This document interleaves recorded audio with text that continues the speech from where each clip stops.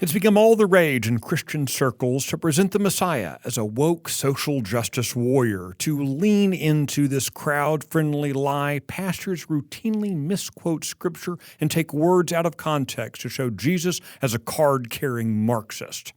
It certainly appeals to our self-centered sense of greed, but it rejects the real-life Jesus. I'm Michael Quinn Sullivan with a reflection on life and liberty.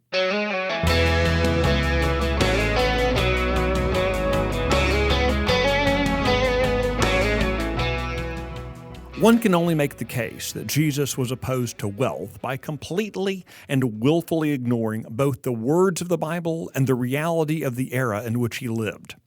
To make their case, the woke Jesus crowd shoves a well-known story out of context by ignoring a simple word.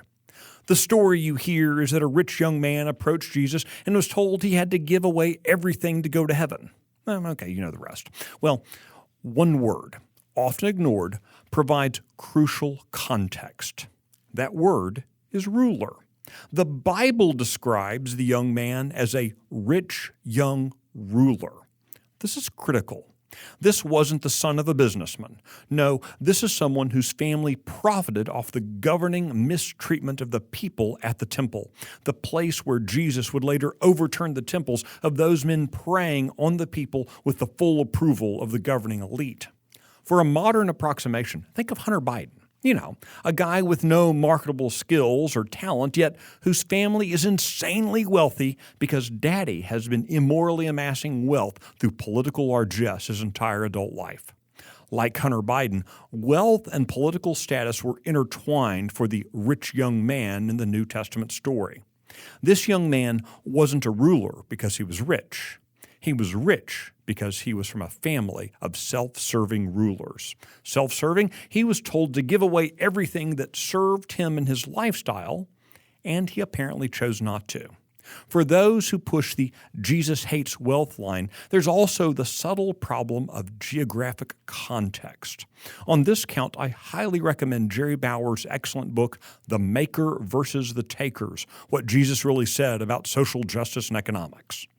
In this book, Bauer explains that Jesus' condemnations of wealth come only in southern Israel, in the environs of the capital city Jerusalem.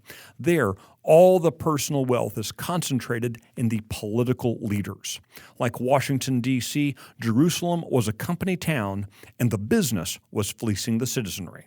As Bauer notes, Jesus only criticizes wealth when he is in and around Jerusalem, and not around the centers of trade and industry elsewhere in the country.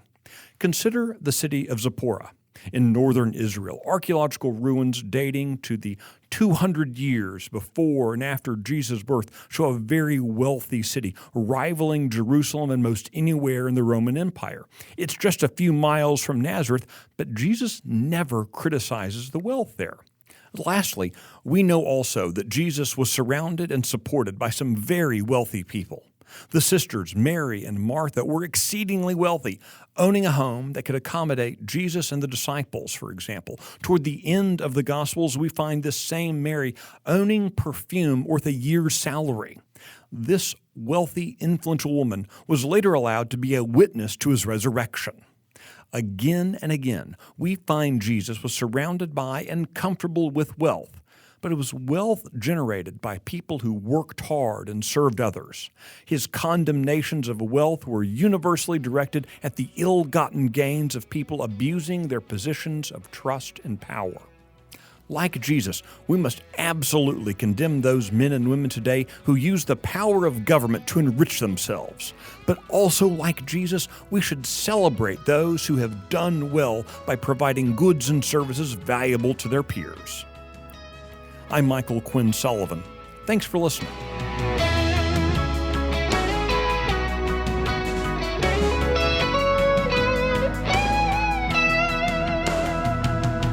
The Reflections on Life and Liberty podcast is produced by Texas Scorecard. Drew Cook handles the sound and Luke Marshall does the editing. This is just one of several podcasts available from Texas Scorecard, and frankly, they're all better than this one. So I hope you'll visit TexasScorecard.com to check them out or look for them on your favorite podcasting platform.